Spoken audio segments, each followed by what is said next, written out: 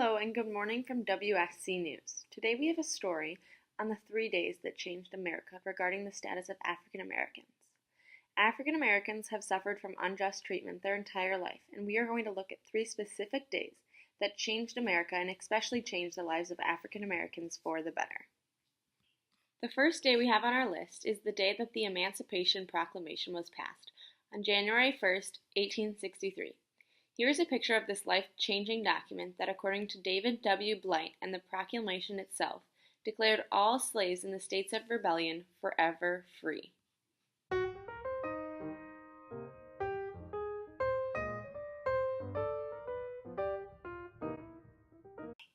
This event is number 1 on the list because although it was a slow process of freeing all slaves in America, African Americans now had the ability to obtain rights and become a free man, something they had never had the chance to do before.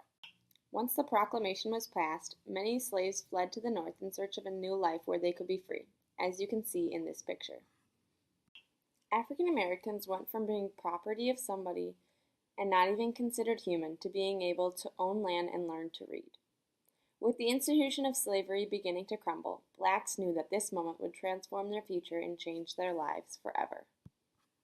Although the effects of the proclamation were not immediate, it started a gradual process towards not only freeing African Americans, but also changing the way of life in the South.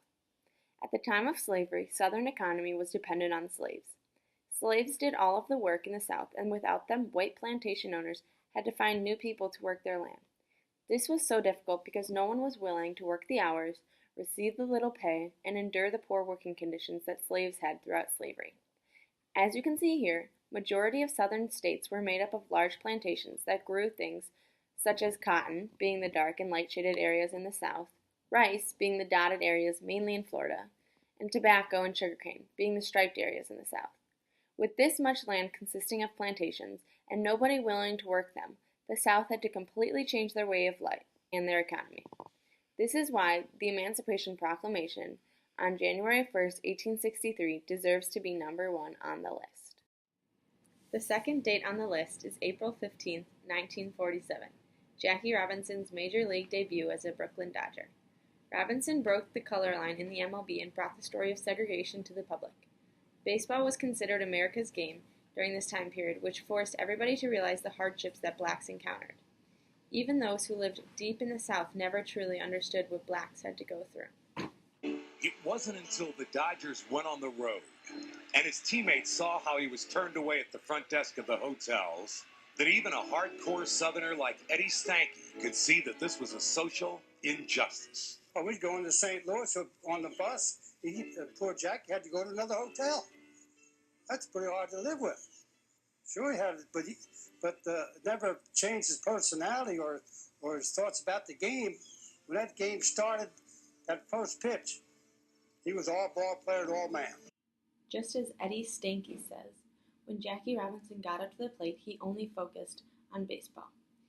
Even though Robinson suffered from abuse and segregation on a daily basis, when it came to baseball, he put it all behind him. This personality, along with his great talent in baseball, caused not only blacks, but also whites, to look past his skin color and accept him as a ball player. Jackie even started to become good friends with his teammates.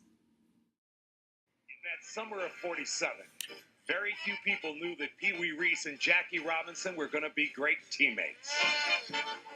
They would become the boys of summer. Jackie Robinson, though not embraced by all of his teammates, did indeed win them over one by one. Pee Wee Reese, another Southerner, was the first to really embrace him. Pee Wee, from the outset, felt that if I were the only white guy trying to break into our black league, I'd want somebody to be my friend. And he says, if Jackie Robinson has the ability and he can make it, that's all I'm going to ask. We had some deep South boys on there, from down in Alabama and Georgia, and they didn't appreciate it at all. And if you sat down and played cards with Jackie or something, they would let you know about it. Hi in the world, can you sit down and play with us, so-and-so? Hey, man, he seemed like a pretty nice guy. Robinson's example of admirable character, as well as his ability to bring public awareness to segregation, made this event significant in history. Since Americans could no longer ignore the brutality that blacks faced, it forced them to finally acknowledge how blacks were being treated. This is why April 15th 1947 is number 2 on the list. The third and last day on the list of the days that changed America is August 28, 1955, the day Emmett Till was murdered.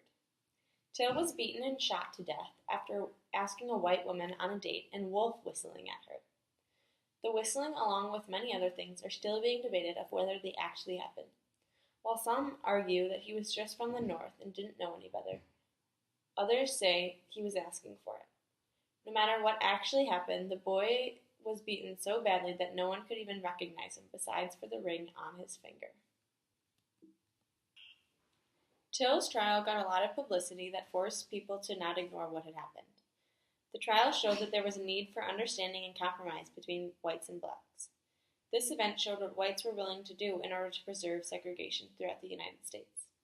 This event sparked the civil rights movement in America, which in the end allowed blacks to gain more civil rights. Blacks were becoming more equal to whites after this era, which all started with Emmett Till's murder. Because of this, August 28, 1955 deserves to be number 3 on the list. That's all we have for you tonight on WSC News. Thanks for watching.